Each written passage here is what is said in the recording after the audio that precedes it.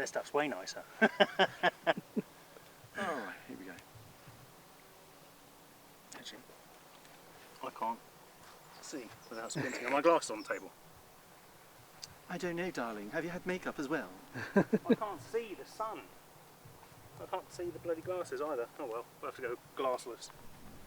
Don't work with children or animals, that's what they say. Yeah. Let's go. So here we are down the flying field, Dom and Jason, sharing a new project that we are almost ready to fly. We're not going to fly it today in this video, sorry to disappoint.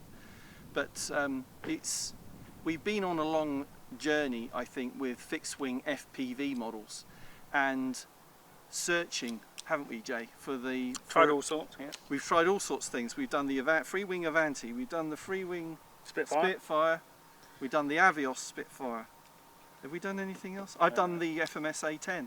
Yeah. And we have still not found, we've spent a lot of money and we've still not found the ultimate fixed wing FPV model. Now, I've always been quite attracted to the RV8, and there are several companies that do it. But I was kind of drawn to the Flex Innovations RV8. It's electric and it's big. So I bought a couple of them and gave them to Jay to put together. He's enjoyed the process thoroughly. It was a little bit of a challenge, you've told me, wasn't it? There's been a few issues with the kits. Okay, a few issues, but there are a lot of positives as well. Now, the thing about this is the night version. You can get a regular version. This is the night version.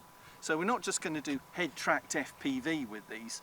We're going to do head-tracked FPV in the late afternoon and in the evening, dusk. in the dusk, because we think air-to-air will be even better when they're lit up. So this comes with all of the LEDs inside the model, and it's going to be lit up, even on the tail. Yep. Jay, you were showing me. Where you've got lights inside here, you've got lights inside the fuselage.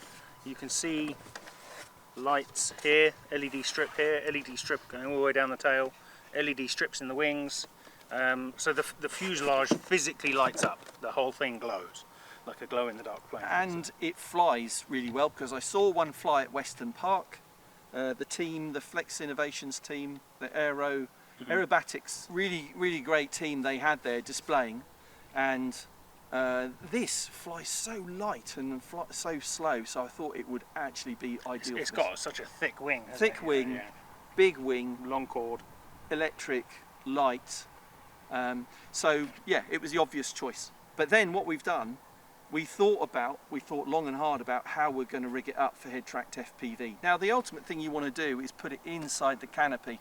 And you tried that and you emailed me and said, Dom, it's not going to work because... It's not actually clear. It's not clear, plastic. Really unfortunate. So there was no option really to put it in here. And we could have, like on other models, we could have cut out some of the transparent plastic, but it would have looked horrible, wouldn't it? It would have lost its shape. So... I think it was my idea. Might have been your idea, but I think it was my idea. I'll let you claim it.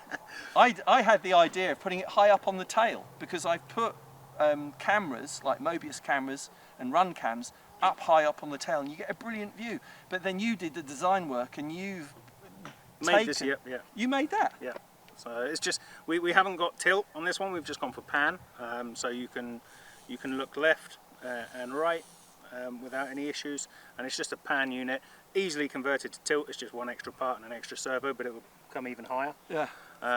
But with the DJI stuff, the camera angle is so good that you'll be able to see the back of here anyway. You know, and pretty high as well. The main thing is to be able to pan around. Yeah, and I think it'll give a nice view. You know, you'll see the wings in flight, and you'll be able to see your own aircraft and the other one if we're close enough. Yeah. That's the plan. Now we've got 3 of these. We got 3 pan tilt gimbals on the Essential RC eBay store already. This will be the 4th one that we're going to add. So if you want to get into head tracked, it doesn't even have to be head tracked. No, you can have it on a dial. You can have it on a dial or on the sliders on the side, or even somebody could be controlling it with a different transmitter, couldn't they? Yep. But it's just a servo. This is the fourth version. So if you want to get into FPV flying, but for fixed wing, but to make it more immersive, more dynamic by adding panning and pan and tilt, then this is ideal. It's proven, it's got a bearing in it, so it's really, really smooth. That's the thing about our pan tilt gimbals. If you go and get one off eBay, they're horrible. There's not many good ones around now. There aren't. Even if you go on to, get an STL file, yeah, they're still not great, are they? And we've gone through a lot of iterations to get this, and we're not selling them for a lot of money. It'd be great to see other people do the same thing. We just sent a load off to Texas. And you said, yeah. Yeah. I mean, they've gone over the Netherlands. We sent them all around the world. We've got customers worldwide. Genuinely, more have gone out of the UK than in the UK. Why is that? Maybe they're braver than us. So this one, you could fit it to most rudders. Most tails, yeah. And most vertical stabilizers. The size will be on the listing, and it's quite easy to. If someone wants one particularly bigger, they can message us, and we can just scale it up. Yeah, you'll adapt it. Yeah, I mean, just literally just drag it. But I was asking you, there is some flex in it. Yeah, it moves. The clamp moves by at least a good 5 or 6 mil, so right, it'll clamp onto most tails. Yeah. Okay. Great, so we'll be flying this soon. This isn't the one, we bought 2. There is 2 of them, yeah. The plan is for us to fly aerobatics together, head-tracked FPV. And we have gone with an iNav setup on it. So, 765, Matex 765. Matex 765 controller with iNav 3.0 or 3.1 now on it. So it's an iNav 3 with GPS as well. So we'll have return to home and all the telemetry coming back to our favourite transmitter, the TX16S. Brilliant transmitter. We'll have a map on here showing us where we are, etc., which is really cool as well. So you could spend 5 to 10 times the same amount of money, with one of the premium manufacturers getting something that does the same as this. Why do that? Learn OpenTX. It doesn't take too long. You can teach an old dog new tricks. I've done it, haven't I? I've got an FMS Fox that I've done it for recently.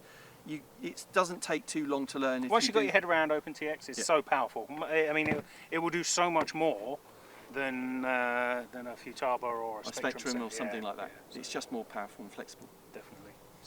So we're looking forward to getting them in the air. Yeah. It'll be good fun. It will. Next video to follow will be us flying them. Yeah, together in formation. Looking forward to that, and we'll do one during the day, get used to it, and then we'll fly it in the early evening and show all the lights and everything. So thanks for watching this little Essential RC video on our latest project. We've got several other projects in the works as well. Yeah. Some other big projects. You might want to subscribe. If you do, then please click the bell icon for notifications of our future uploads and live streams. If you want to see videos as soon as we upload them, you could even become a member. If you become a member, you see all the videos we upload from events and our flight tests straight away. And we're doing a giveaway.